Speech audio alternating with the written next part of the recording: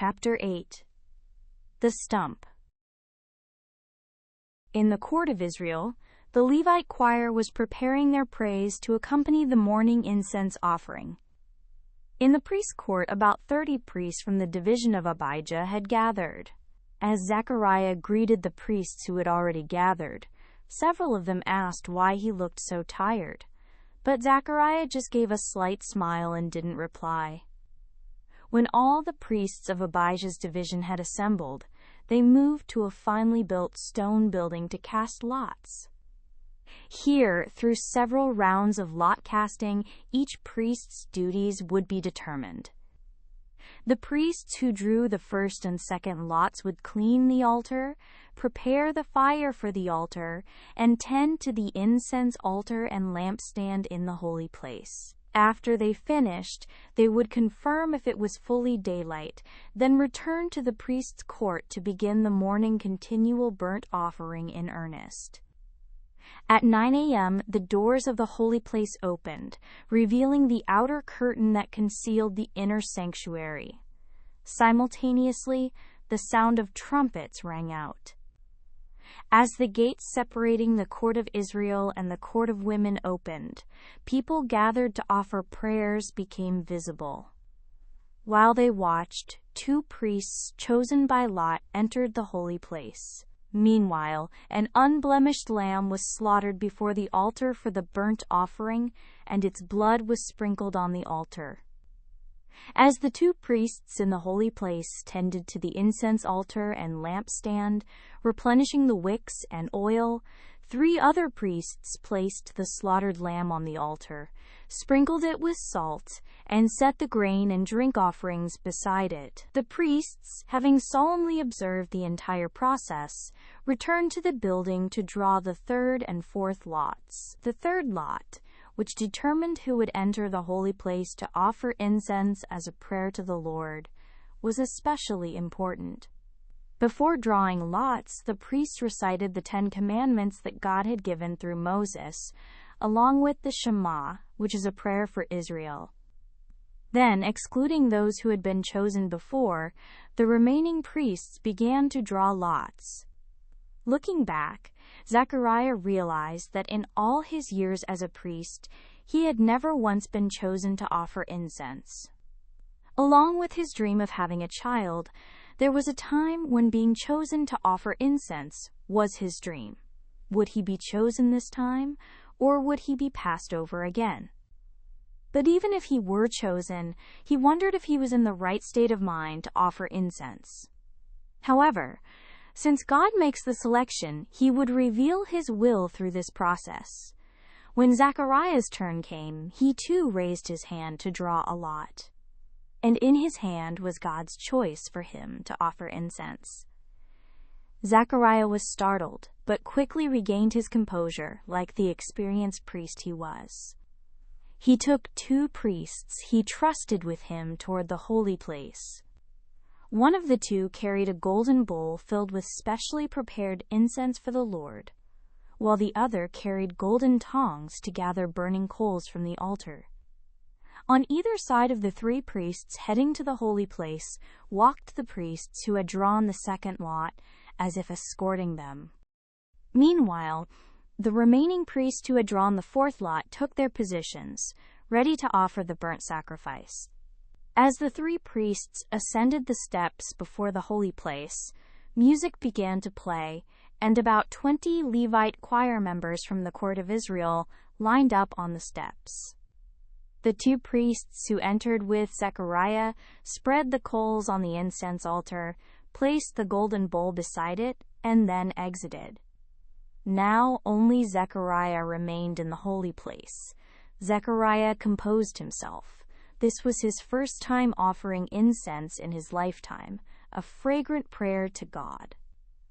He took incense from the golden bowl and placed it on the burning coals of the incense altar. The smoke from the incense filled the holy place and soon spread beyond the curtain. At the signal from the chief priest, people gathered in the court of women, raised their hands to the sky, and silently recited the Shema. Zechariah in the holy place offered the same prayer and began to recite the Shema and the 10 Commandments, word for word as written. Hear, Israel, Yahweh is our God, Yahweh is one. You shall love Yahweh your God with all your heart, with all your soul, and with all your might. These words, which I command you today, shall be on your heart, and you shall teach them diligently to your children, and shall talk of them when you sit in your house, and when you walk by the way, and when you lie down, and when you rise up. You shall bind them for a sign on your hand, and they shall be for frontlets between your eyes. You shall write them on the doorposts of your house and on your gates. I am Yahweh your God, who brought you out of the land of Egypt, out of the house of bondage. You shall have no other gods before me. You shall not make for yourselves an idol, nor any image of anything that is in the heavens above, or that is in the earth beneath, or that is in the water under the earth. You shall not bow yourself down to them, nor serve them, for I, Yahweh your God, am the jealous God, visiting the iniquity of the fathers on the children, on the 3rd and on the 4th generation of those who hate me, and showing loving kindness to thousands of those who love me and keep my commandments. You shall not misuse the name of Yahweh your God, for Yahweh will not hold him guiltless who misuses his name. Remember the Sabbath day to keep it holy. You shall labor 6 days, and do all your work, but the 7th day is a Sabbath to Yahweh your God.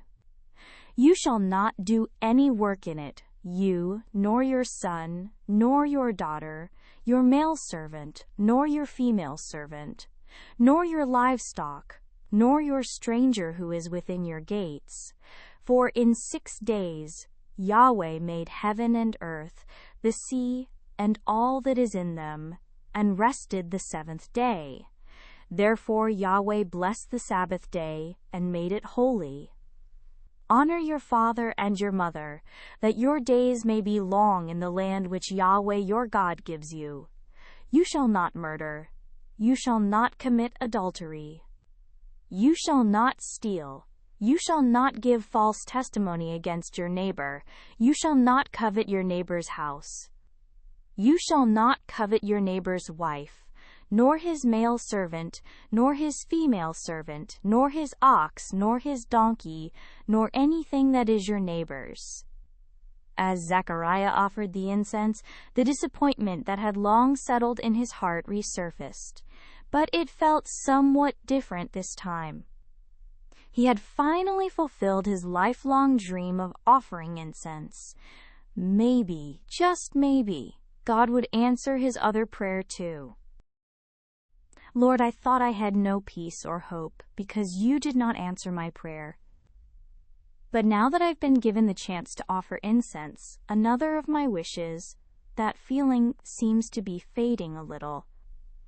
The past years have been painful for me, like eating bitter wormwood and gall, and when I look back on that time, I can't contain my melancholy. But thinking again, your steadfast love never ceases, and your mercies never come to an end. Your love and mercy are new every morning, and your faithfulness is so great. You are my everything and my hope. You are the one who blesses those who wait for you and seek you. I pray that you will save me from this suffering. I have borne the yoke since my youth and have lived silently for many years. I have not expressed any anger while hearing people's mocking words. Lord, I ask that you do not abandon me. Though you have caused me grief, I believe you will also have compassion. The times I have grieved were surely not your true intention. I know. You see all these situations where people are trampled upon, their human rights violated, and they suffer injustice. I want to turn away from my complaints and return to you, Lord. God in heaven, I want to lift my hands in prayer to you. I have sinned against you, and you have been angry and not forgiven. You have covered yourself with a cloud so that my prayer cannot reach you. You have made us a life of ridicule among the people, As they open their mouths to mock us, all we have left are tears. I wait for the day when you will look down from heaven and regard these tears. Lord, I have remained silent even as I heard people's taunts. I have cried out only to you. Lord, save me. Do not ignore me, but rescue me. As you answered the prophet Jeremiah, please answer my plea as well. Look upon the injustices we have suffered and render a righteous judgment. Zechariah's head bowed involuntarily, and tears flowed endlessly. As the fragrant prayer smoke rising from the burning coals covered his face, a dreamlike voice was heard. Zechariah. Huh? Who could be calling him? Had the high priest come outside the holy place? No, that's impossible. No one speaks to a priest offering incense inside the holy place. When the startled Zechariah lifted his head, he saw a shining figure standing to the right of the altar of incense, in front of the curtain that concealed the most holy place. Don't be afraid, Zechariah, because your request has been heard. Your wife, Elizabeth, will bear you a son, and you shall call his name John. You will have joy and gladness, and many will rejoice at his birth. For he will be great in the sight of the Lord, and he will drink no wine nor strong drink. He will be filled with the Holy Spirit, even from his mother's womb. He will turn many of the children of Israel to the Lord, their God.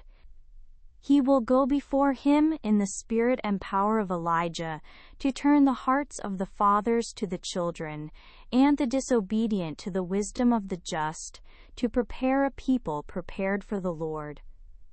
Zechariah couldn't be sure if this was reality or a vision. Was he creating his own vision out of his desperate desire for an answer to prayer? Zechariah pinched his arm. Ouch! The pain was so sharp that Zechariah stared at the spot he had pinched. Next to the reddened skin, he saw the sagging, aged flesh of his arm. Seeing the age spots now dotting his skin, his heart sank. Could he even hold a baby with this body? Lord, why have you answered only now? Why didn't you answer sooner? How can I be sure of this? For I am an old man, and my wife is well advanced in years. Despite it being the answer to prayer he had longed for, words of complaint burst from Zechariah's mouth before he knew it. Just as he had been curt with his beloved wife, he now treated the angel who came to deliver God's command the same way. Seeing the angel's piercing gaze, Zechariah felt a moment of regret, but also thought, what's done is done. It was stubbornness. God hadn't answered when he prayed so fervently, but now gave an answer when he was old. Wasn't this too much? I am Gabriel, who stands in the presence of God. I was sent to speak to you and to bring you this good news. Behold, you will be silent and not able to speak until the day that these things will happen, because you didn't believe my words, which will be fulfilled in their proper time. Zechariah tried to respond as if to excuse himself, saying, What did I do wrong? But no sound came from his mouth. The angel had disappeared, but he was flustered and confused by his inability to speak. People were waiting for Zechariah in the priest's court outside the holy place. Usually, after the incense offering was finished and the smoke subsided, the priest who had cleaned the lampstand would enter the holy place to trim the remaining lamp wicks and refill the oil. But today, strangely, the smoke in the holy place wasn't clearing quickly. The other priests were equally unsure how to handle the situation. The priest who was supposed to enter the holy place looked to the chief priest. He slightly shook his head, signaling to wait. More time passed, but there was still no news from Zechariah inside the holy place. The chief priest signaled to the priest who had cleaned the lampstand to enter the holy place. What he saw upon entering was Zechariah, hand on his throat, breathing heavily. He quickly finished his task, then supported Zechariah as they exited the holy place. The other 3 priests who had entered the holy place earlier approached and lined up beside them. The 5 priests walked to the center of the court, and all the other priests, except for the one chosen by the 4th lot to ascend the altar of burnt offering, lined up around them. At this point, Zechariah, who had offered the incense, should raise both hands and recite the blessing in a loud voice. Then the other priests would follow, reciting as the remaining procedures continued. But Zechariah, who should start this, stood silently with a pale face. People watching the priests felt a sense of bewilderment. The priests supporting Zechariah, after observing the situation, began to recite the blessing in Zechariah's place. Although the procedure was slightly different, the burnt offering began nonetheless.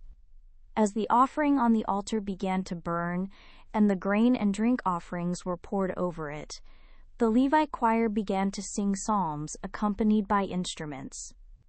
When this sound was heard outside the temple, the residents of Jerusalem would begin their morning prayers. High Priest, have you heard about the incident that occurred today? Are you talking about Zechariah? Yes, that's right. They say he looked completely shocked inside the holy place. What could possibly surprise him in the holy place? There's nothing there except the altar of incense, the lampstand, and the table of showbread. Zechariah isn't the type to open the curtain to the most holy place, and even if he did, there'd be nothing inside. Maybe he saw a vision or something? We are Sadducees. When did we ever believe in such things as visions? What matters to us is not some unrealistic vision, but the reality of the temple, the rituals, and our choices. Didn't we hear that the morning incident was wrapped up well? That is precisely what we want to accomplish. That may be true, but I will ask about Zechariah separately. Understood, but he still hasn't been able to speak. He will tell me. Zechariah returned to his quarters after finishing the incense offering. At first, his body kept trembling, but as he recalled the angel's words, his heart quickly calmed and his mood improved. God had fulfilled both of his dreams today. Although he had lost his voice, this wasn't permanent, so it wasn't a major issue. As Zechariah was enjoying his happiness, he suddenly became curious. Why did he have to lose his voice? The primary reason would be that he had spoken wrongly. He had no excuse, as he didn't believe God's words given through the angel. But was that the only reason? Long ago, Abraham and Sarah also couldn't believe the angel's prophecy that they would have a child in their old age, and even laughed inwardly. If the ancestor of all Jews and the father of faith had done so, his own lack of faith should have been understandable. But God didn't see it that way. Why was that? Zechariah thought deeply, but couldn't easily find an answer. Then he heard a knock at the door. As he got up and opened the door, he saw the smiling face of the high priest. Zechariah, I heard something happened to you, so I came right away. Zechariah gestured for him to come inside. The high priest entered and sat in a chair with Zechariah sitting opposite him. If you're not feeling well, I can ask the queen to find you a good doctor. Zechariah shook his head. Or did something really happen in there? There are rumors that you saw a vision in the holy place, but surely that's not true. Zechariah rose and brought the tablet. Just as he was about to write, he suddenly wondered if he should tell the story exactly as it happened.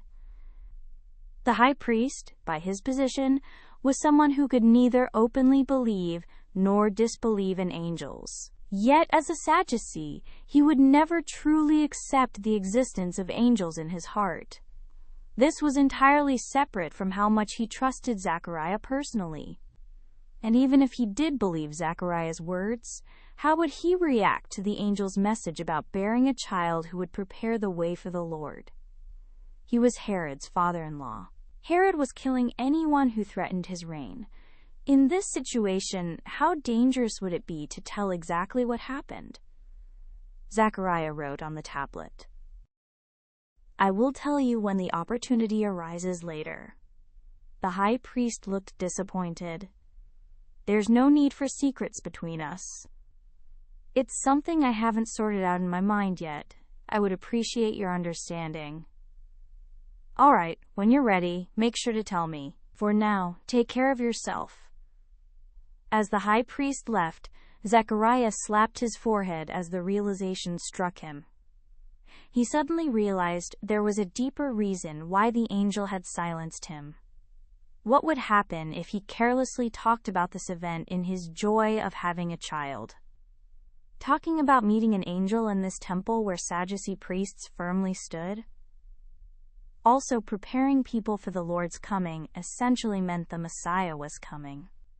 It was only natural to see this as an event that could shake Herod's dynasty.